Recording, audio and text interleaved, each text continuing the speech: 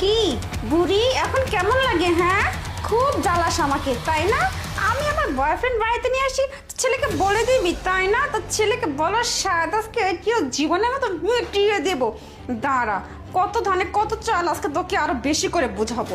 এখন তো শুধু গরম পানি ঢালতেছি, এরপরে যে কি কি করবো সেটা তো নিজের চোখে দেখতে পারবি আর বুঝতে পারবি। জীবনে আর আমাকে জ্বালাতন করবি না। নে ধর, নে নে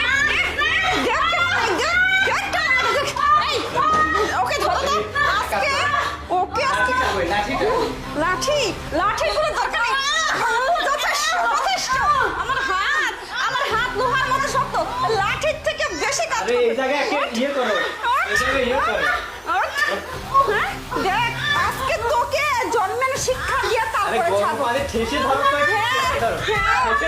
ঠেসে ধরো। শোন বুড়ি, তোর যে জীবনে শিক্ষা হয়ে থাকে না, আমার পিছনে আর কোনোদিন লাগতে আসবি না। তোর ছেলেকে বলবি তাই না? তোর ছেলেকে বলার সাথে জীবনে মিটিয়ে দেবো। আরেকটা কথা শোন ভালো করে, কান খুলে। এখন যাবি বাইরে গিয়ে আমাদের জন্য সব ভালো মন্দ খাবার রান্না করবি, আর আমরা ঘরের মধ্যে রিল্যাক্সে বসে খাবো, আর তোকে একটু মারবো আর মজা দিবো। বেবি, লাঠি লাগে না আমাদের, বুঝছো? লাঠির প্রয়োজন নাই। ওকে এমনিতে সাহায্য করে দেবো। বের করে দাও তো, বের করে দাও। শোন, যা গিয়ে রান্না কর, আর না টাকা পর্যন্ত এরকম আসবি না। যা বের হ, বের হ, বের হ। উফ বেবি, বসো এখানে। সে গেছি পুরা ওকে মারতে মারতে।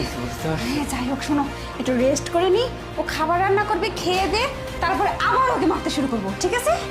আচ্ছা ঠিকই বলছো। হ্যাঁ ঠিকই তো বলছে তাই না? কি ব্যাপার, ঘেমে গিয়েছো, হাঁফিয়ে গিয়েছো? একজন মানুষকে কেউ এইভাবে মারে, তুমি আমার মায়ের শরীরে গরম পানি ঢালতেছো? আরে না না না, তুমি যেরকম ভাবছো সেরকম কিছু না, বুঝছো? আসলে তোমার মা ওই বসে বসে খেয়ে খেয়ে না কেমন যেন হয়ে গেছে, তাই বললাম একটু নড়াচড়া করে কাজ করতে। তো এখানে আসছিল, বললাম যে যান আপনি কি কাজকর্ম করুন, এর থেকে বেশি কিছু না। তুমি না একটু বেশি ভুল বুঝতেছো আমাকে, বুঝছো? হ্যাঁ ভাই ঠিক বলছো। তাই না? আমার মা বসে বসে খেয়ে খেয়ে আলসিয়া হয়ে গেছে, আর তুমি কি করতেছো? তুমিও তো বসে বসেই খাচ্ছ, তুমি আমার মায়ের শরীরে গরম পানি ঢালছো। শোনো, তোমাদের দুজনকে আমি ছাড়বো না, তোমাদেরকে আমি এইভাবেই গরম